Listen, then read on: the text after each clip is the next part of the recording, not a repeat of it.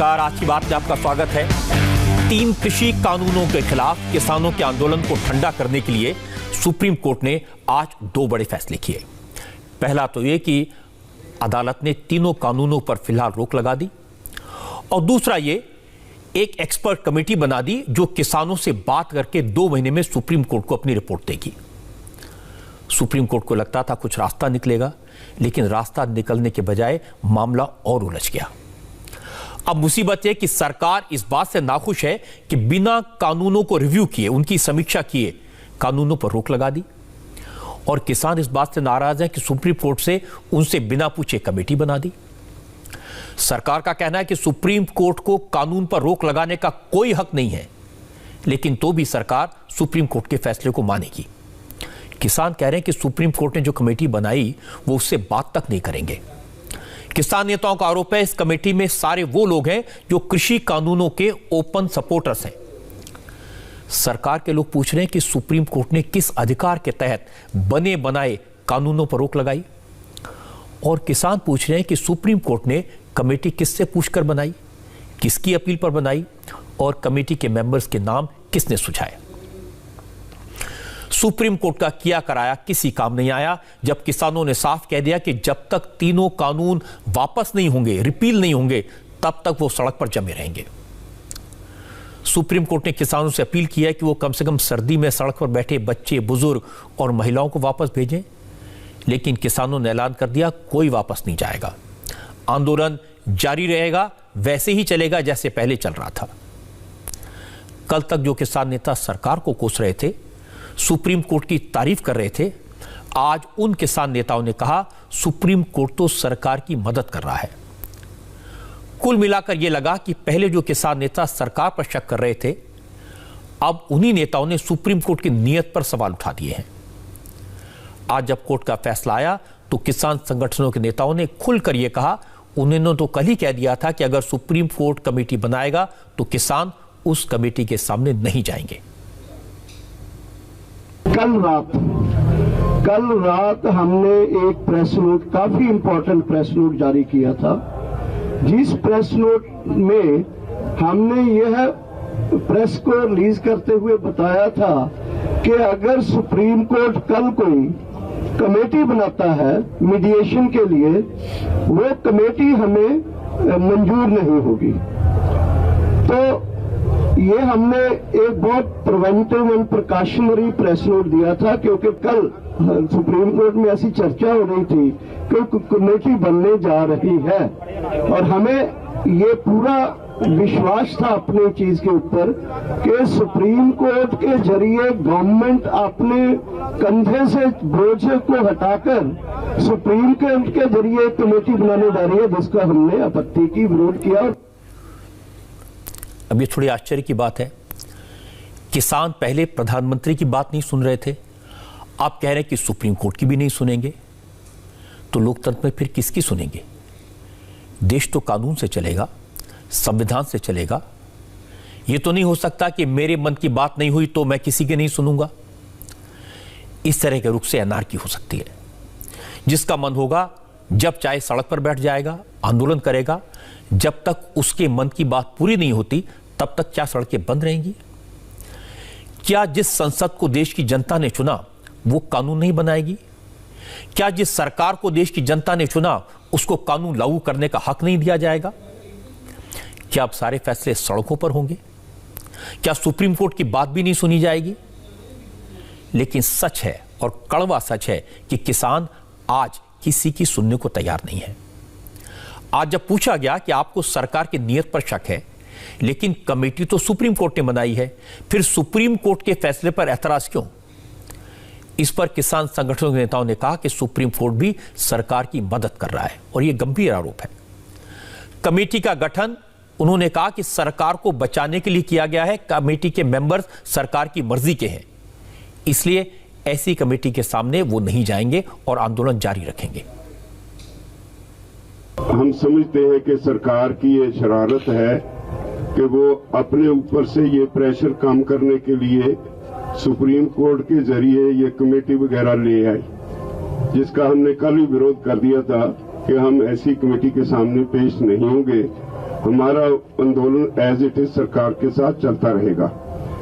दूसरी बात, वो कमेटी भी जो बनी है, डायरेक्टली और इनडायरेक्टली किसी भी तरह हम उसको नहीं मानते, लेकिन वो सारे के सारे जो कमेटी के मेंबर्स हैं वो प्रो गवर्नमेंट है। सारे वो लोग हैं जो अब तक सरकार के कानूनों को सही ठहराते रहे हैं और ऐसे लोगों से कभी भी वो किसान के आंदोलन के बारे में ठीक उनकी राय होगी जो आर्टिकल लिख लिख के प्रेस में जस्टिफाई करते रहे हैं कि ये कानून ठीक है, तो ऐसी कमेटी को तो बिल्कुल ही कोई मान नहीं सकता। वैसे भी हम असूली तौर पे क्लियर है कि ये कमेटियां ये सब कुछ इशू को ध्यान डाइवर्ट करने के लिए है ताकि सरकार से प्रेशर कम हो जाए। हमने तय किया है कि हमारा ये आंदोलन चलता रहेगा। बलबीर सिंह राजेवाल जिन लोगों को सरकार का नुमाइंदा बता रहे हैं, सुप्रीम कोर्ट ने जिन लोगों को कृषि कानून पर विचार करने वाली कमेटी में मेंबर बनाया है, उनके बारे में आपको बता देता हूं। चीफ जस्टिस ऑफ इंडिया की अध्यक्षता वाली 3 जजों की बेंच ने किसानों से बात करने के लिए जो कमेटी बनाई, उसमें एग्रीकल्चर सेक्टर के एक्सपर्ट्स और किसान संगठनों के नेताओं को रखा गया है। इसमें किसी राजनीतिक दल का कोई नेता नहीं है। कमेटी के अध्यक्ष अशोक गुलाटी होंगे। अशोक गुलाटी एग्रीकल्चर इकोनॉमिस्ट हैं, कृषि की अर्थव्यवस्था के बड़े जानकार हैं और जिस समय मनमोहन सिंह की सरकार थी उस समय भी वो प्रधानमंत्री की इकोनॉमिक एडवाइजर काउंसिल के मेंबर थे। कमेटी के दूसरे मेंबर डॉक्टर प्रमोद कुमार जोशी हैं। Pramod Joshi international food policy research institute के डायरेक्टर रहे। इनके अलावा कमेटी के 2 मेंबर किसान संगठनों के नेता हैं। एक भारतीय किसान यूनियन के अध्यक्ष भूपिंदर सिंह मान और दूसरे महाराष्ट्र के किसान संगठन शिवकेरी संगठन के अनिल घनवट को भी सुप्रीम कोर्ट ने कमेटी में शामिल किया। भारतीय किसान यूनियन के अध्यक्ष भूपिंदर सिंह मान राज्यसभा के एमपी रह चुके हैं। मान को 1990 में राज्यसभा का सदस्य नॉमिनेट किया गया था। अनिल घनवट का शिवकेरी संगठन महाराष्ट्र का बड़ा किसान संगठन है। उनके संगठन से लाखों किसान जुड़े हैं।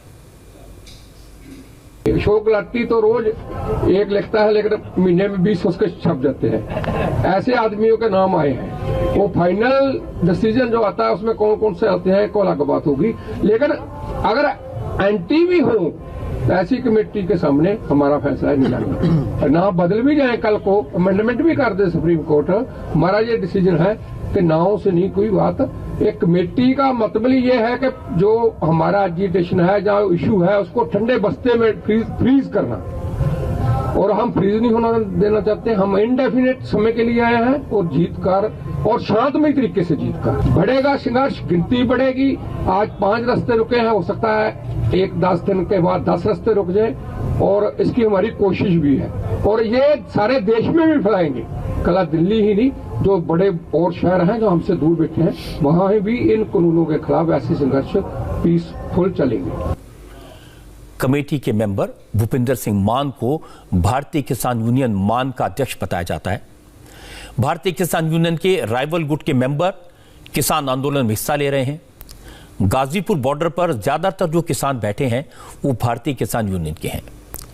इन किसानों के लीडर हैं राकेश टिकैत। सरकार के साथ 8 राउंड की बातचीत में राकेश टिकैत शामिल थे, लेकिन आज उन्होंने सुप्रीम कोर्ट की तरफ से बनाई गई कमेटी में शामिल भूपेंद्र सिंह मान को भी सरकार का आदमी बता दिया। कहा कमेटी के जो 4 मेंबर हैं वो तो सरकारी हैं, उनसे कौन बात करेगा और उनकी बात कौन सुनेगा? वो तो वही रिपोर्ट देंगे जो सरकार चाहेगी। ये तो सरकार के आदमी भारतीय किसान यूनियन के अध्यक्ष मान है। हाँ, मान तो पिछले 25 साल से सरकार के साथ में। तो उनको आप अपना आदमी नहीं मानते? ना ना, भारतीय किसान यूनियन से जुड़े नहीं है? ना ना ना, तो उनको तो यही कहा जाता है मल्टीनेशनल कंपनी है। जो कमेटी है इसके सदस्यों खिलाफ फैसला देगी। हाँ, पहले से ही मान लिया आपके खिलाफ? सब पता हमें। सुप्रीम कोर्ट ने बनाई है। ये जो गुलाटी है ये तो बहुत बड़ा राज है। हाँ, इसको जाने हम सबको। तो ये कमेटी आपने पहले से ही मान लिया कि आपके पता है कि हमारे खिलाफ जाएंगी, इसलिए हम कमेटी में जाने के नहीं। तो तय कर लिया कि कमेटी में नहीं कर लिया, जो नाम के हिसाब से मैंने बता दिया। तो सुप्रीम कोर्ट की अवमानना हो जाएगी, कोर्ट ने तो कमेटी बनाई। ऐसा नहीं है, कोर्ट ने कमेटी बनाई तो इनको नाम दिए होंगे, भाई कोर्ट को नाम दिए होंगे किसी आदमी ने। तो इन नामों पर भरोसा नहीं है? नहीं, ये तो जब सरकार के आदमी है, मल्टीनेशनल कंपनी के आदमी है। लेकिन यही कमेटी है सुप्रीम कोर्ट, तो यही कमेटी इसको कौन मान लगा? भाई कोर्ट में जाने से पहले जज अगर वकील बन जाएगा तो फांसी तो निश्चित है। जो बात किसान संगठनों के नेता कह रहे हैं, वही की वही बात कांग्रेस के नेताओं ने कही। कांग्रेस ने कहा कि सुप्रीम कोर्ट की कमेटी में शामिल लोग पहले ही कृषि कानूनों की तरफदारी कर चुके हैं। ऐसे में इस कमेटी से किसानों के लिए इंसाफ कैसे हो सकता है? 4 सदस्यीय कमेटी जो सुप्रीम कोर्ट ने बनाई, उसका हमने अध्ययन करने का प्रयास किया और वो काफी चौंकाने वाला है। किसानों से 3 काले कानून को खत्म करने वाली कमेटी के सदस्यों ने पहले ही ये कह दिया कि ये तीनों काले कानून सही हैं और किसान गलत हैं, किसान भटके हुए हैं। तो ऐसी कमेटी किसानों के साथ न्याय कैसे करेगी, ये प्रश्न एक नागरिक के तौर पर हमारे जहन में अवश्य उठता है। देश का किसान केवल एक मांग कर रहा है और वो मांग है 3 काले कानून खत्म करिए। पहले दिन से ही जब रात के अंधेरे में अध्यादेश आया था, भारतीय राष्ट्रीय कांग्रेस की मांग स्पष्ट है कि ये 3 काले कानून किसान विरोधी हैं, खेत और खलिहान विरोधी हैं और इन्हें फौरी तौर से खत्म करना चाहिए। कांग्रेस के प्रवक्ता सुरजेवाला कह रहे हैं कि सुप्रीम कोर्ट ने जो कमेटी बनाई है उसमें जो मेंबर्स हैं वो सरकारी मेंबर हैं, यानी बीजेपी से संबंधित हैं। अब मैं एक ऐसी बात बताता हूं जो उनको थोड़ी एम्बेरस कर देगी। कमेटी में शामिल भूपेंद्र सिंह मान का एक पुराना बयान मैं आपको दिखाता हूं। इससे आपको साफ पता चल जाएगा वो सरकार के सपोर्टर हैं या नहीं। भूपेंद्र सिंह मान का यह वीडियो 2019 का है, पिछले लोकसभा चुनाव के वक्त का है। उस वक्त भूपेंद्र सिंह मान ने खुद यह वीडियो जारी किया था और इसमें उन्होंने कांग्रेस और बीजेपी के मैनिफेस्टो को कंपेयर करने के बाद कहा था, क्योंकि कांग्रेस ने एपीएमसी एक्ट में भारी फेरबदल का वादा किया है, इसलिए इस बार उनका संगठन कांग्रेस को सपोर्ट करेगा। We, the Bharatiya Kisan Union of Punjab, we had a meeting today in Chandigarh to discuss the various aspects and various issues dealt in the issue in the manifestos of BJP and Congress. I have both the manifestos with me in my hand. This time we find that there seems to be a policy shift with Congress manifesto.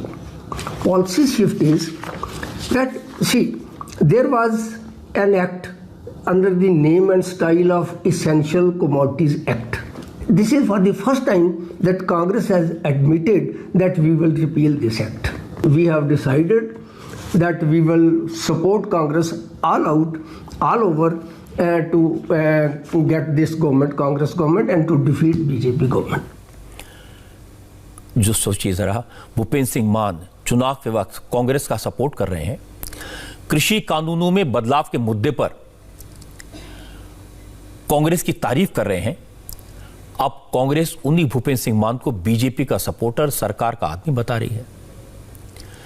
अब आपको supreme court ने जो committee बनाई है उसके एक दूसरे member शिवकेरी संगठन के नेता अनिल घनवट की बात भी सुनवा देता हूं। अनिल घनवट ने कहा कि कमेटी के मेंबर पर सवाल उठाना ठीक नहीं होगा। अनिल घनवट ने कहा कि अशोक गुलाटी भी किसी राजनीतिक पार्टी से नहीं जुड़े हैं, वो अर्थशास्त्री हैं। अनिल घनवट ने कहा कि वो खुद किसी पार्टी के साथ कभी खड़े नहीं हुए। घनवट ने कहा कि सुप्रीम कोर्ट की कमेटी सभी किसान संगठनों से बात करेगी, क्योंकि कुछ किसान कृषि कानूनों के खिलाफ हैं और कुछ किसान संगठन कानूनों के प्रोविजंस को लागू करवाना चाहते हैं, उन्हें सपोर्ट कर रहे हैं। ऐसे में सभी पक्षों से बात करने के बाद ही रिपोर्ट तैयार की जाएगी।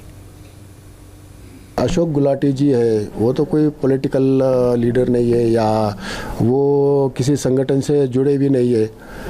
तो वो CSCP के चेयरमैन रह चुके हैं और वो एक एग्रो इकोनॉमिस्ट है।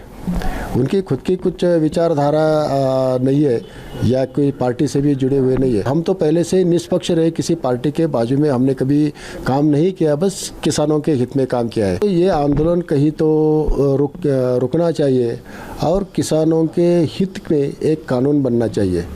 किसानों की जो मांग है कि ये नए कानून किसानों के हित में नहीं है, वो रद्द करे, लेकिन रद्द करने के बजाय उसमें संशोधन होना चाहिए। ये हमारी भी मांग रही है पहले से। जो आंदोलक किसान नेता है, उन्होंने कमेटी के साथ सहकार्य करके चर्चा करके उनकी बात रखनी चाहिए। कुछ लोगों को सपोर्ट चाहिए।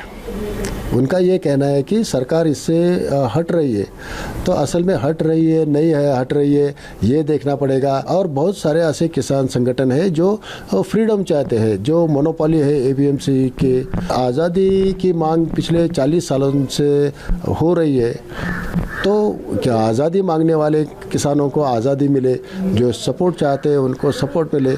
और ये सब बातचीत होने के बाद वो मेरा अकेला करे तो 4 लोगों की कमेटी है, इन चारों सदस्यों के यूनानिमस जो ओपिनियन तैयार होगा उसके आधार पर एक रिपोर्ट बनेगी। अशोक गुलाटी जो चेयरमैन इसका कमेटी के हैं, वो 1991 से लेकर सन 2000 तक 9 साल तक प्रधानमंत्री की सलाहकार कमेटी में थे। मैंने गलती से मनमोहन सिंह का नाम ले दिया था, उस समय नरसिम्हा राव की सरकार थी। हैरान करने वाली बात है कि जब सरकार कमेटी बनाना चाहती थी, किसान संगठनों के प्रतिनिधियों को उसमें रखना चाहती थी, तो किसान नेता तैयार नहीं थे। अब सुप्रीम कोर्ट ने कमेटी बनाई है जिसमें कृषि के एक्सपर्ट हैं, तो किसान नेता कह रहे हैं कि वो उनसे मिलने को भी तैयार नहीं है। किसान संगठन कह रहे हैं कि सुप्रीम कोर्ट की कमेटी के मेंबर से वो इसलिए बात नहीं करेंगे क्योंकि ये लोग कृषि कानून के सपोर्टर हैं। तो फिर मैं पूछना चाहता हूं, किसान संगठनों के नेता तो सरकार से बात कर रहे हैं, उनके मंत्रियों से बात कर रहे हैं। इस सरकार ने तो ये कानून बनाया है, इस सरकार के मंत्री तो इस कानून के सबसे बड़े सपोर्टर हैं। जब उनसे बात कर सकते तो कमेटी के मेंबर से क्यों नहीं कर सकते? किसानों के आंदोलन में अकाली दल के लीडर हैं, राकेश टिकैत हैं, इन दोनों ने तो एक वक्त में खुलकर इन तीनों कानूनों का स्वागत किया था। असल बात यह कि किसान संगठनों नेताओं को शक है कि सुप्रीम कोर्ट सरकार की मदद कर रहा है, और यह बात वो कह भी रहे हैं।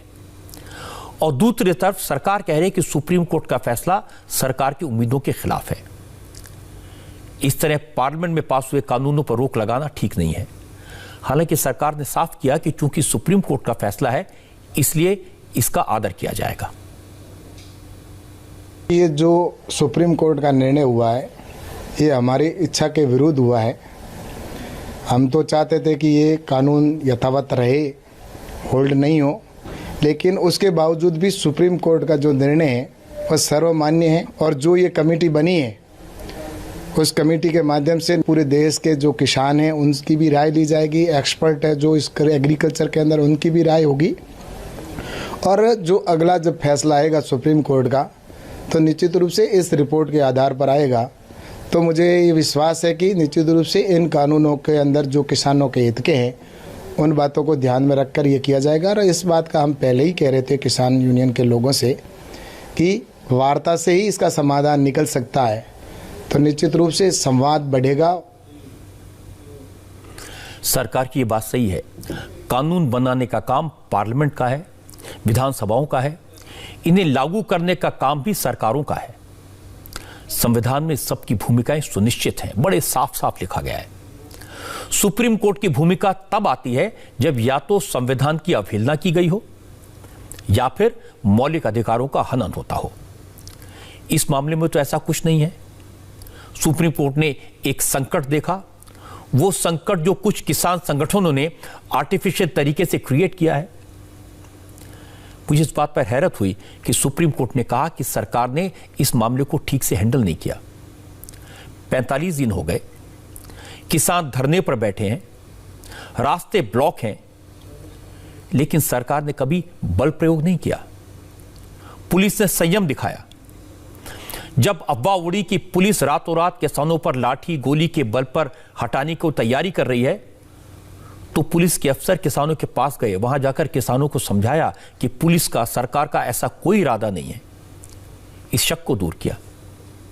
सरकार के 3-3 मंत्रियों ने किसानों से कई राउंड में बात की। इसलिए यह कहना ठीक नहीं है कि सरकार ने संवेदना नहीं दिखाई या इस मामले को ठीक से हैंडल नहीं किया। सरकार तो कानूनों में संशोधन करने को तैयार है। किसानों से बार बार सुझाव मांगे गए, उन्हें लिखकर दिया गया कि क्या क्या बदलाव किए जा सकते हैं, लेकिन जिद पर कौन अड़ा है, यह इस बात से साफ हो जाएगा कि किसान संगठन नेता आज क्या कह रहे हैं। सुप्रीम कोर्ट के आज के कानून को पीछे करने के बावजूद, उसे सस्पेंड करने के बावजूद, उस पर रोक लगाने के बावजूद किसान कह रहे हैं जब तक कानून वापस नहीं होगा तब तक घर वापसी नहीं होगी। एक और बात जो किसानों की जिद को दिखाती है वो ये है कि सुप्रीम कोर्ट ने कानूनों पर रोक लगा दी तो भी किसान 26 जनवरी को ट्रैक्टर परेड निकालने पर अड़े हुए हैं।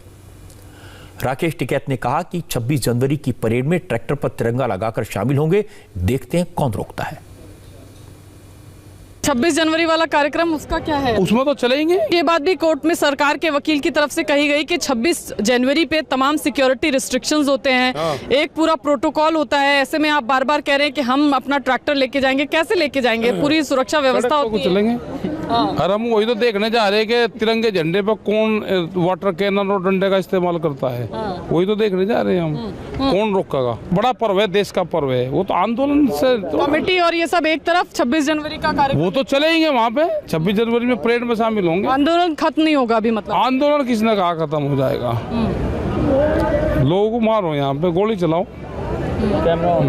उससे पहले आपको नहीं लगता है कि शांतिपूर्ण तरीके से आपको? शांतिपूर्ण तरीके से तो हम जाएंगे नहीं घर वापसी। आप किसान नेताओं के इरादे समझ सकते हैं। वो कह रहे हैं हम पर लाठी चलाओ, गोली चलाओ, वो यही चाहते हैं और यही संयम अब तक सरकार ने बरता है। अब आपको एक और किसान नेता रवींद्र पटियाल की बात सुनवाता हूं। आज उन्होंने सभी किसान नेताओं के बीच में बैठकर कहा 26 जनवरी तो छोड़िए, किसानों का आंदोलन तो अब उसके बाद भी जारी रहेगा और आंदोलन अब और तेज होगा। हम अपील मांग रहे हैं, सुप्रीम कोर्ट का कमेटी इन कानूनों में क्या खामी है उसके ऊपर बात करने के लिए बना है। हमने ये कमेटी नहीं मांगी है। सुप्रीम कोर्ट सुओ मोटो ले, इसको अपील कर सकता है। सुप्रीम कोर्ट इसको सुओ मोटो लेकर अपील कर सकता है। तो क्वेश्चन ये है, इसलिए हमने ये कमेटी मांगी नहीं है। हम गवर्नमेंट के साथ सीधा नेगोशिएट करके इसकी अपील के लिए लड़ना चाहते हैं। इस तरह की बात प्रोजेक्ट हो रही है कि कोई लाल किले पे झंडा जाए, इस तरह की कोई बात नहीं है। हमारा 26 का प्रोग्राम ऐतिहासिक होगा, नो डाउट, लेकिन ये आंदोलन 26 को समाप्त होने नहीं जा रहा है। हम लोग अपील के लिए जूझ रहे हैं और 26 के बाद भी अगर ये कंटिन्यू करने की जरूरत होगी तो उसके बाद भी जारी रहेगा। क्योंकि सरकार को आशंका है कि किसान गणतंत्र दिवस के कार्यक्रम में हंगामा कर सकते हैं, ट्रैक्टर लेकर राजपथ पर पहुंच सकते हैं, इसलिए आज सरकार की तरफ से सुप्रीम कोर्ट में अपील की गई कि कम से कम किसानों को 26 जनवरी पर ट्रैक्टर परेड का ऐलान वापस लेने का आदेश दिया जाए। कोर्ट ने फिलहाल कोई आदेश तो नहीं दिया, लेकिन इस मामले में कल सुनवाई होगी। लेकिन किसानों का कहना है कि गणतंत्र दिवस तो सबका है, किसानों को गणतंत्र दिवस समारोह में हिस्सा लेने से कैसे रोका जा सकता है? कि जो फार्मर्स यहाँ प्रोटेस्ट कर रहे हैं, they have legal right to protest, और उनको यहाँ से उठाने का और का कोई क्वेश्चन पैदा नहीं होता। और दूसरा जो एक और षड्यंत्र, एक पिटीशन नहीं जो पाई है उसमें हमको 8 ऑर्गेनाइजेशन फिर नोटिस हो गया है। वो इसके लिए है कि 26 जनवरी को जो हम परेड करने जा रहे हैं वो परेड ना हो वहां पे, उसके खिलाफ की पिटीशन डलवाई है। तो उसके लिए नोटिस आया, उसकी सोमवार को सुनवाई है, हम देखें क्या उस पर होता है, उसके बारे में रुक लेंगे। और तीसरी बात ये है, कमेटी के बारे में हमारा उस पर बड़ा स्पष्ट था पहले ही कि जो कानून बढ़ाए हैं, कानून सुप्रीम कोर्ट ने नहीं बढ़ाए, ये कानून पार्लियामेंट ने बढ़ाए हैं, बीजेपी सरकार ने बढ़ाए हैं, इसलिए उन्होंने कानून ये रद्द करने हैं। इसलिए हमारी लड़ाई है जो लोगों की लड़ाई और सरकार के बीच लड़ाई है। इसका ओनस हम शिफ्ट नहीं करते, कोई कमेटी बने इसलिए हम कमेटी को डिसअप्रूव करते हैं। हम ओनस सरकार की तरफ से उधर शिफ्ट नहीं करना चाहते। हमारी लड़ाई लोगों की सरकार से ही रहेगी और लड़के सरकार से ही हम इन कानूनों को रिपील कराएंगे। रिपील से नीचे हमारी कोई लड़ाई रहेगी नहीं। किसान आंदोलन के दौरान बार बार एक बात क्लियर हो रही है कि कुछ किसान संगठन ऐसे हैं जो राजनीतिक दलों के बहकावे में आ रहे हैं, उकसावे में आ रहे हैं। जो बात कांग्रेस, लेफ्ट या अकाली दल के लीडर कहते हैं, वही बात किसान नेता भी दोहराने लगते हैं।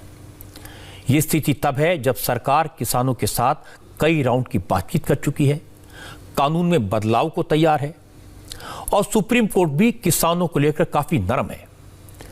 आज कुछ किसान नेताओं ने फिर कहा वो सुप्रीम कोर्ट की कमेटी को नहीं मानते। इस पर कृषि राज्य मंत्री कैलाश चौधरी ने रिएक्ट किया। उन्होंने कहा वो किसानों से अपील करेंगे कि वो राजनीतिक दलों के हाथ का मोहरा न बने। ऐसा जब कोई व्यक्ति कहता है कि हम सुप्रीम कोर्ट के आदेश को नहीं मानते, तो मैं सोचता हूं उस स्थान पर राजनीति हैवी हो जाती है और ऐसी बात करने वाले निश्चित रूप से राजनीति से प्रेरित लोग हैं जो नहीं चाहते कि इस समस्या का समाधान शांति प्रिय निकले।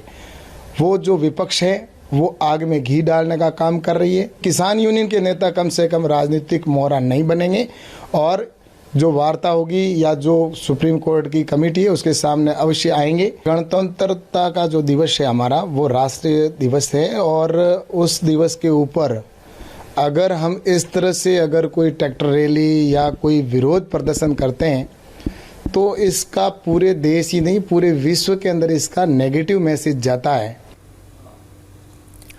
आज एक बात फिर से साबित हो गई, किसानों का आंदोलन पूरी तरह से शक और अविश्वास पर आधारित है। पहले किसान कहते थे कि सरकार एमएसपी और मंडियों को लेकर जो वादा कर रही है उस पर उन्हें यकीन नहीं है, शक है। आज वो सुप्रीम कोर्ट की नीयत पर शक कर रहे हैं, कह रहे हैं कि सुप्रीम कोर्ट सरकार की मदद कर रहा है। किसान नेताओं को सुप्रीम कोर्ट की बनाई कमेटी के मेंबर्स पर भी विश्वास नहीं है। अब शक का इलाज तो हकीम लुकमान के पास भी नहीं था। जो कानून पार्लियामेंट में पास किए उसके बारे में सड़क पर टकराव का फैसला कैसे हो सकता है? आप सरकार की नहीं सुनेंगे, सुप्रीम कोर्ट की नहीं सुनेंगे तो रास्ता कैसे निकलेगा? अगर देश में फैसले इस आधार पर होंगे कि किसने कितनी ज्यादा सड़क घेरी, किसने कितने ज्यादा उग्र प्रदर्शन किए, तो यह गलत परंपरा पड़ जाएगी। एक बड़ा सवाल यह भी है कि जो लोग आंदोलन नहीं करेंगे, सड़कों पर नहीं उतरेंगे, लेकिन साइलेंट मेजॉरिटी में होंगे, क्या उनकी बात कोई नहीं सुनेगा? हमारे देश में बड़ी संख्या में ऐसे किसान हैं, बहुत सारे ऐसे किसान संगठन हैं जिन्हें लगता है कि इन कृषि कानूनों से किसानों को फायदा हुआ है, लेकिन सुप्रीम कोर्ट ने उनकी तरफ जरा भी ध्यान नहीं दिया क्योंकि वो शोर नहीं मचा रहे, बल्कि यह कह दिया कि सरकार ने कंसल्टेशन नहीं किया। अब इस कानून पर तो 20 साल से चर्चा चल रही है, कई कमेटियां बनी, कई एक्सपर्ट्स ने अपनी राय दी, कई किसान यूनियंस ने ऐसे ही कानून बनाने की मांग की। आज धरने पर बैठे राकेश टिकैत जैसे नेता हैं जिन्होंने शुरू में इन तीनों कानूनों का स्वागत किया था। तो यह कैसे कहा जा सकता है कि बिना कंसल्टेशन के फैसला हुआ? बात तो उल्टी लगती है। सुप्रीम कोर्ट ने अपना फैसला करने से पहले सब लोगों से कंसल्ट नहीं किया। इसीलिए आज ऐसी स्थिति पैदा हो गई है कि न तो कानूनों का सपोर्ट करने वाले कोर्ट के फैसले से खुश हैं और न ही कृषि कानूनों का विरोध करने वाले सुप्रीम कोर्ट की राय मानने को तैयार हैं। कृषि कानूनों पर भले ही मतभेद हो, लेकिन कोरोना के खिलाफ जंग सबने मिलकर लड़ी, इसलिए इस जंग में जीत हुई। आज कोरोना वैक्सीन की 55 लाख डोज देश के 13 शहरों में पहुंच गई। अब बात करते हैं कोरोना के खिलाफ जंग की। आज वो तस्वीरें आई जिनका इंतजार पूरे देश को 10 महीने से था। आज कोरोना वैक्सीन सीरम इंस्टीट्यूट से निकलकर देश के 13 शहरों में पहुंच गई। अब से ठीक 4 दिन बाद हमारे देश में कोरोना के खिलाफ दुनिया का सबसे बड़ा वैक्सीनेशन अभियान शुरू हो जाएगा और इसके साथ ही हम दुनिया के उन 50 से ज्यादा मुल्कों में शामिल हो जाएंगे जहां पर वैक्सीनेशन का प्रोसेस चल रहा है। सरकार ने ड्राई रन के जरिए जो तैयारी की थी उसका फायदा आज दिखाई दिया। बिना किसी ग्लिच के कोरोना वैक्सीन की 55 लाख डोजेज पुणे के सीरम इंस्टीट्यूट से निकलकर दिल्ली, चेन्नई, कोलकाता, गुवाहाटी, शिलोंग, अहमदाबाद, हैदराबाद, विजयवाड़ा, भुवनेश्वर, पटना, बेंगलुरु, लखनऊ और चंडीगढ़ पहुंच गई। हमारे रिपोर्टर्स ने कोल्ड स्टोरेज सेंटर्स में जाकर सारे इंतजामात को देखा। अहमदाबाद से निर्णय कपूर ने बताया कि गुजरात में आज कोरोना वैक्सीन की 2,70,000 डोजेस पहुंची हैं। ये आप देखिए, एक कमरे के आकार का ये वॉक इन कूलर है और इस वॉक इन कूलर में आप देखिए यहाँ पे ये वैक्सीन जो है ये स्टोर करके रखे हुए हैं। इसकी बाकायदा यहाँ पे अभी इस वक्त मार्किंग चल रही है और ये अब अलग अलग जिलों में भेजी जाएगी। हमारे साथ इदरीस मंसूरी हैं जो यहाँ फार्मासिस्ट हैं, उनसे बात करते हैं। ये बताइए मंसूरी साहब, ये कहाँ ये वैक्सीन भेजी जाएगी, किस तरह से? यहाँ से ये रीजन वैक्सीन स्टोर के अंदर Ahmedabad municipal corporation, Ahmedabad rural, Anand, Kheda और सुरेंद्रनगर, कुल मिला के 5 जगह पे यहाँ से वैक्सीन डिस्ट्रीब्यूट की जाएगी। जी, ये वैक्सीन की वाइल हम देख सकते हैं, बिकॉज बरसों काफ़ी समय से लोगों को इसका इंतज़ार था। आपको मैं दिखा दूँ, ये है सीरम इंस्टीट्यूट में तैयार हुई, भारत के अंदर निर्माण जिस वैक्सीन ने लिया है, कोविशील्ड, जिसे एस्ट्राजेनेका और ऑक्सफोर्ड यूनिवर्सिटी के रिसर्च से डेवलप किया गया है। काफ़ी लंबे समय से लोग इसका इंतज़ार कर रहे थे। कोरोना का एक विकराल रूप जिस तरह से लोगों ने देखा है, अब ये वैक्सीन उससे निजात दिलाएगी। और आप देख सकते हैं यहाँ इसे प्रॉपरली 2 से 8 डिग्री के टेम्परेचर में स्टोर करके रखा हुआ है और ये आप देख सकते हैं यहाँ से अलग अलग ज़िलों में ये वैक्सीन जो है अब पहुँचाई जाएगी। ये आपको मैं बता दूँ, ये जो कूलर है वॉक इन कूलर, ये करीब 5 लाख वैक्सीन इसमें स्टोर की जा सकती है। फिलहाल 1,20,000 वैक्सीन के डोजेज जो ये पहुंचे इन बॉक्सेस में। सरकार ने अब तक सीरम इंस्टीट्यूट से कोविशील्ड की 1,10,00,000 डोजेज का ऑर्डर दिया है। आज 55 लाख डोजेज भेजी गई, बाकी की 55 लाख अगले 2 दिन में यानी 14 जनवरी तक बाकी राज्यों में भेजी जाएंगी। वैक्सीनेशन कैसे चलेगा, इसकी तैयारी पूरी हो चुकी है। 26 वर्चुअल मीटिंग्स हुई। पूरे देश में वैक्सीनेशन की ट्रेनिंग देने वाले 2,360 मास्टर ट्रेनर्स को ट्रेन किया गया। इन मास्टर ट्रेनर्स ने 61,000 प्रोग्राम मैनेजर्स को ट्रेनिंग दी। इनके अलावा वैक्सीन लगाने वाले 2 लाख हेल्थ वर्कर्स को भी ट्रेनिंग दी गई। इसके साथ साथ 3,70,000 और वर्कर्स भी कोरोना वैक्सीन प्रोग्राम का हिस्सा बनने वाले हैं। इसीलिए मैंने कहा कि कोरोना के खिलाफ ये दुनिया का सबसे बड़ा वैक्सीनेशन प्रोग्राम है जो हमारे देश में शुरू होने वाला है और ये कोई छोटी बात नहीं है। पुणे के सीरम इंस्टीट्यूट से जो वैक्सीन बॉक्स निकले, उनमें हर एक बॉक्स में 5 ml वैक्सीन की 1200 बॉटल्स हैं। एक बॉटल में वैक्सीन की 10 जोड़ियां हैं। इस हिसाब से एक बॉक्स में 12,000 लोगों के लिए वैक्सीन है और हर स्टेट में फ्रंटलाइन वर्कर्स की संख्या के हिसाब से वैक्सीन के बॉक्सेस पहुंचे हैं। जैसे दिल्ली में अभी वैक्सीन के 22 बॉक्सेस आए हैं। इसका मतलब है दिल्ली में 2,64,000 2,64,000 डोजेज पहुंच चुकी हैं। 4 बड़े स्टोर्स हैं जिनमें ये वैक्सीन आ रही है, जो भारत सरकार के हैं। उनको हम GMSD कहते हैं। करनाल में, कलकत्ता में, चेन्नई में और मुंबई में। हर राज्य में एक न एक रीजनल वैक्सीन स्टोर है। These are all temperature controlled stores. लेकिन कुछ राज्य हैं, बड़े राज्य, जहां एक से ज़्यादा हैं। उत्तर प्रदेश में 9 ऐसे रीजनल वैक्सीन स्टोर हैं। मध्य प्रदेश में 4 हैं, गुजरात में 4 हैं, केरल में 3 हैं, जम्मू कश्मीर में 2, कर्नाटक में 2 और राजस्थान में 2। तो इन सभी स्थानों पर ये वैक्सीन मैन्युफैक्चरर द्वारा प्राप्त होगी और वहाँ से फिर राज्य सरकारों की जवाबदेही है कि वो उसको down the cold chain transport करें।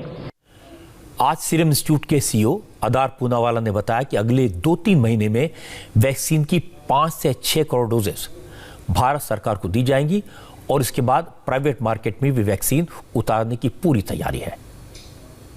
ये बहुत ही हिस्टोरिक और अच्छा दिन है क्योंकि 8-9 महीने से हमारी सब टीम और गवर्नमेंट ऑफिशियल सब सीरम इंस्टीट्यूट के टीम्स और सब लोग काम कर रहे हैं इस पे और ये अभी फाइनल स्टेज पे आया है। अभी पूरे देश में आपने देखा है कि वैक्सीन रोल आउट हो रही है हल्लू हल्लू और पहला ऑब्जेक्टिव है कि जो एल्डरली लोग हैं जिसके हेल्थ इश्यूज है, हेल्थ वर्कर्स है, उनको पहला हमें मोदी जी के विजन को सपोर्ट करना है, उनको पहले प्रोटेक्ट करना है, उसके बाद पब्लिक को भी ये वैक्सीन हल्लू हल्लू आ जाएगी 2-3 महीने। तो अभी 11 मिलियन मतलब 1.1 करोड़ वैक्सीन अभी रोल आउट हुए हैं। प्लान्स ऐसे है कि फरवरी मार्च तक 50 मिलियन और 60 मिलियन और वैक्सीन हम गवर्नमेंट ऑफ इंडिया को भी देंगे और ऐसे भी हो सकता है कि जो परमिशन आए प्राइवेट मार्केट में बेचने और कॉर्पोरेट्स को देने और केमिस्ट और स्टॉकिस्ट और हॉस्पिटल्स को देने तो फिर हम और वैक्सीन भी इंडिया को दे सकते हैं। हमारे पास स्टॉक भी है। आधार पूना वालों को हिंदी में बोलते देखकर अच्छा लगा। मुश्किल था उनके लिए लेकिन उन्होंने अपनी पूरी बात कन्वे कर दी कैसे तैयारी की गई है। 16 जनवरी से वैक्सीनेशन शुरू होगा। पहले 3 करोड़ हेल्थ वर्कर्स और फ्रंटलाइन वर्कर्स को वैक्सीन लगेगी लेकिन टारगेट यह है कि जुलाई तक 30 करोड़ लोगों को कोरोना का टीका लग जाए। इस लक्ष्य को पूरा करना है और अगर 24 घंटे 3 शिफ्ट में वैक्सीनेशन का काम किया जाएगा तो एक दिन में 15,22,000 से ज्यादा लोगों को वैक्सीनेट करना होगा। इसका मतलब कि हर घंटे 63,451 लोग वैक्सीनेट होंगे, यानी हर सेकंड करीब 18 लोगों को वैक्सीन लगाई जाएगी। इसलिए मैं कह रहा हूं कि सुनने में भले आसान लग रहा हो लेकिन ये काम बहुत बड़ा है, बड़ा मुश्किल है। और कितना मुश्किल है इसका अंदाजा आप इस बात से लगा सकते हैं कि दुनिया के 50 मुल्कों में कोरोना के खिलाफ वैक्सीनेशन का काम चल रहा है और पिछले 35 दिन में कुल 2.5 करोड़ लोगों को टीका लगाया गया है, जबकि हमारा लक्ष्य है 197 दिन में 30 करोड़ लोगों को वैक्सीनेट करने का। और सबसे बड़ी बात तो यह कि शुरुआत में 3 करोड़ लोगों को तो मुफ्त वैक्सीन लगेगी, सारा खर्च सेंट्रल गवर्नमेंट उठाएगी। इसके बाद जो वैक्सीन मार्केट में आएगी तो उसकी कीमत बहुत ज्यादा नहीं है। आज सरकार की तरफ से बताया गया कि दूसरे देशों के मुकाबले इंडिया की कोविशील्ड और कोवैक्सीन ज्यादा असरदार हैं और काफी सस्ती हैं। फाइजर वैक्सीन है जो अनेक देशों में जिसको इमरजेंसी यूज ऑथराइजेशन मिला है, इसका प्रति डोज का दाम यदि आप इंडियन नेशनल रुपीज में देखें तो 1400 रुपए से अधिक है। यानी एक व्यक्ति को 2 डोज देने की जो कीमत होगी वो लगभग 2800 रुपए से कुछ ज्यादा होगी। मॉडर्ना की जो वैक्सीन है ये वैक्सीन 2300 रुपए से लेकर 2700 रुपए प्रति डोज की रेंज में उपलब्ध है। साइनोफार्म चाइना की वैक्सीन है और ये 5600 से अधिक रुपए प्रति डोज की दर से उपलब्ध है। साइनोवैक बायोटेक भी चाइना की वैक्सीन है, ये 1000 से अधिक रुपए प्रति डोज में उपलब्ध होती है। नोवावैक्स 1114 रुपए प्रति डोज है। गमालिया सेंटर की स्पुतनिक वी रशिया में जब हमारे देश में बनेगी तब क्या कीमत होगी हम नहीं जानते हैं आज, क्योंकि अभी उसने इमरजेंसी यूज ऑथराइजेशन नहीं लिया। But today as it is being sold in other countries वो जो दाम है वो 734 रुपए प्रति डोज है। और जॉनसन एंड जॉनसन की जो वैक्सीन है इसका भी दाम 734 रुपए प्रति डोज है। भारत सरकार ने 110 लाख डोजेज कोविशील्ड वैक्सीन की SII यानी सीरम इंस्टीट्यूट ऑफ इंडिया से एट द कॉस्ट ऑफ ₹200 पर डोज प्रोक्योरमेंट करने का एग्रीमेंट किया है। अब आप सोच रहे होंगे अगर आप इन 3 करोड़ लोगों में शामिल नहीं है जिन्हें सरकार मुफ्त वैक्सीन दे रही है और आपको वैक्सीन लगवानी पड़े तो उसकी कीमत क्या होगी। वैक्सीन की कीमत को लेकर सीरम इंस्टीट्यूट ने बताया, आधार पूरा वाला ने क्लियर किया कि भारत सरकार को शुरुआती 10 करोड़ डोज 200 रुपए के हिसाब से दी जाएगी, लेकिन इसके बाद प्राइवेट मार्केट में वैक्सीन की डोज 1000 रुपए में बेचेंगे क्योंकि इसमें काफी सारे दूसरे खर्चे ऐड हो जाएंगे। आम आदमी को तो ये फ्री में मिलने वाली है सरकार से, क्योंकि हम 200 रुपये में सबसे दुनिया की मोस्ट अफोर्डेबल वैक्सीन है। कोई भी दूसरी वैक्सीन इंडिया में किसी और देशों में इतनी सस्ते में नहीं ऑफर हुई है गवर्नमेंट को। वो वैक्सीन गवर्नमेंट फ्री देगी आम आदमी को और गरीब को, और जो प्राइवेट मार्केट में जिसको लेना है हॉस्पिटल से, स्टॉकिस्ट से, केमिस्ट से, उनको 1,000 रुपया देना पड़ेगा, क्योंकि उसमें डिस्ट्रीब्यूटर की मार्जिन भी होती है। हमें तो 400-500 रुपये उसमें मिलेंगे, और बाकी के कोल्ड चेन, डिस्ट्रीब्यूशन और हॉस्पिटल्स और डॉक्टर्स मार्जिन में ये तो नॉर्मल प्रैक्टिस है फार्मास्यूटिकल ड्रग्स में। तो MRP 1,000 रुपये में है। लोग डर रहे हैं कि वैक्सीन नहीं लगना चाहिए, तरह तरह की बातें, उन लोगों को क्या कहना चाहेंगे? सब सेफ्टी और ट्रायल्स हो चुके हैं, और सब कुछ ड्रग कंट्रोलर ऑफ इंडिया कभी भी लाइसेंस नहीं करेंगी वैक्सीन को जब तक एफिकेसी और सेफ्टी होती है, और वो सब अभी हो चुका है। सब इंडियन वैक्सीन्स सेफ है, एफिकेशियस है और लेने चाहिए। और इसमें हमारा जो डाउट होता है, जरूर लोगों को क्वेश्चन करने की ये हक है।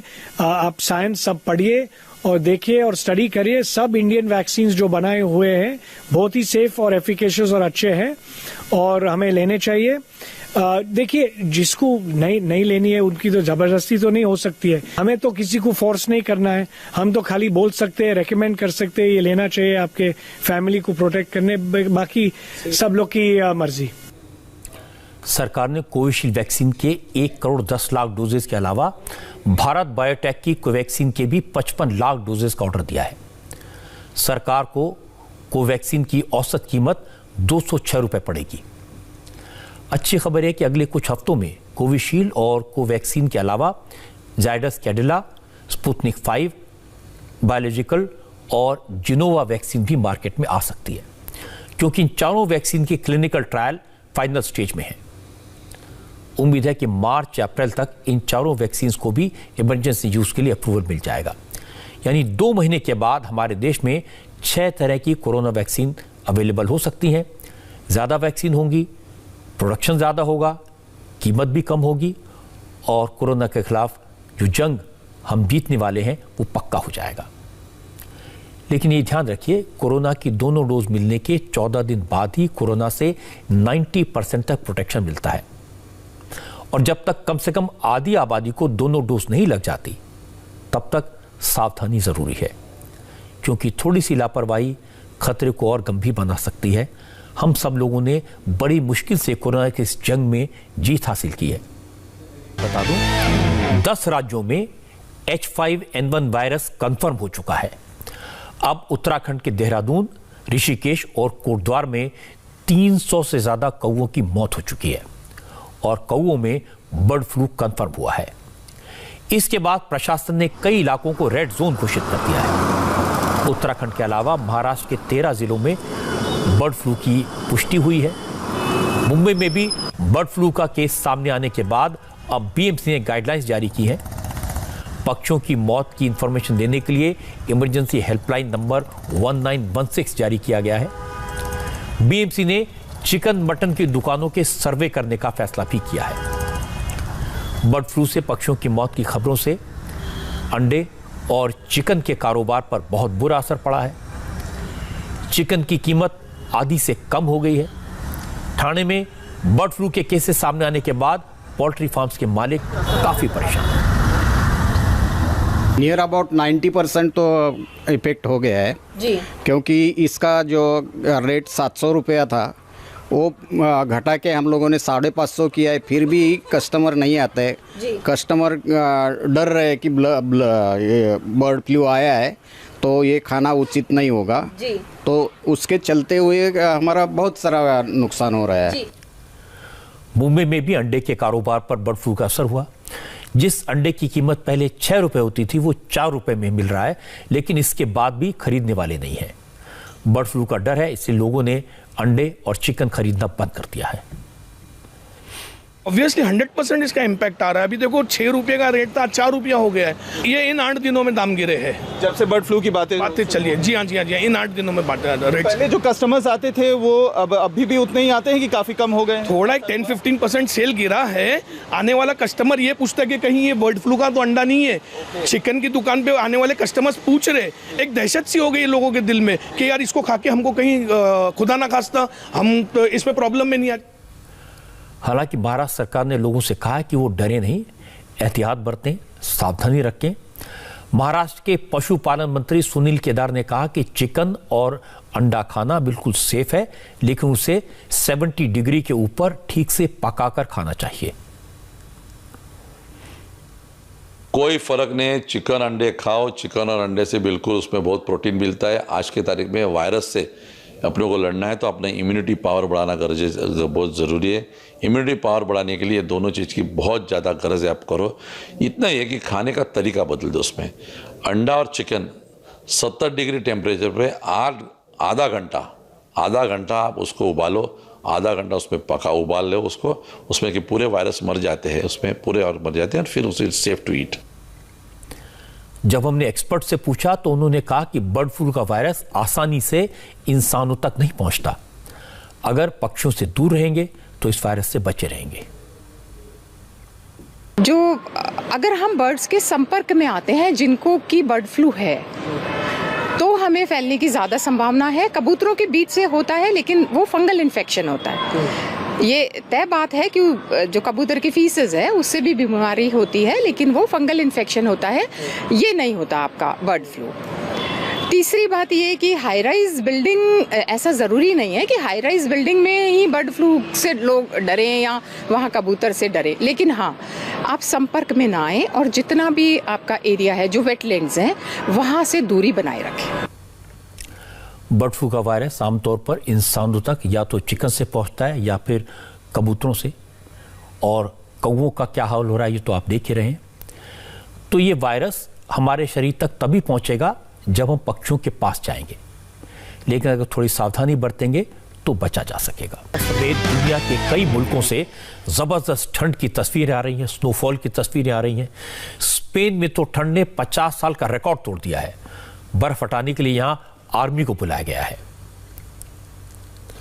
इटली में भी जबरदस्त बर्फबारी हो रही है। यह तस्वीर इटली के एक चर्च की है जहां इतनी बर्फ पड़ी कि चर्च की पूरी छत पर कई फीट बर्फ जम गई। बर्फ की इस मोटी चादर को हटाने के लिए फायर फाइटर्स की टीम को बुलाया गया। रस्सी की मदद से बर्फ को छत से नीचे गिराया गया। पिछले कई दिन से पूरे इटली में सिर्फ बर्फ की बर्फ दिखाई दे रही है। हालत यह है कि पिछले 7 दिन में सड़कों और घरों से बर्फ हटाने के लिए सरकार को 200 से ज्यादा स्पेशल ऑपरेशन चलाने पड़े। हमारे देश में भी जम्मू कश्मीर, हिमाचल और उत्तराखंड से इसी तरह की तस्वीरें आई हैं। लद्दाख में कई दिन से लगातार स्नो कटर मशीनों के जरिए बर्फ को हटाकर रास्ते बनाने का काम हो रहा है। लद्दाख में बर्फ में फंसे 286 टूरिस्ट को बचाने के लिए एयरफोर्स की मदद लेनी पड़ी। मौसम विभाग का कहना है कि पहाड़ी इलाकों में बर्फबारी का असर मैदानी इलाकों में भी पड़ेगा। दिल्ली, पंजाब, हरियाणा, उत्तर प्रदेश और मध्य प्रदेश में अगले 3 दिन में सर्दी बढ़ेगी और बर्फीली ठंडी हवाएं चलेंगी। अब एक नजर उन खबरों पर जो कल हेडलाइंस होंगी। कल कैबिनेट कमेटी और सिक्योरिटी की मीटिंग होगी और उसके बाद कैबिनेट की मीटिंग होगी। कर्नाटक में बीएस येदियुरप्पा अपने मंत्रिमंडल का विस्तार करेंगे। कल देश भर में लोहड़ी का त्योहार मनाया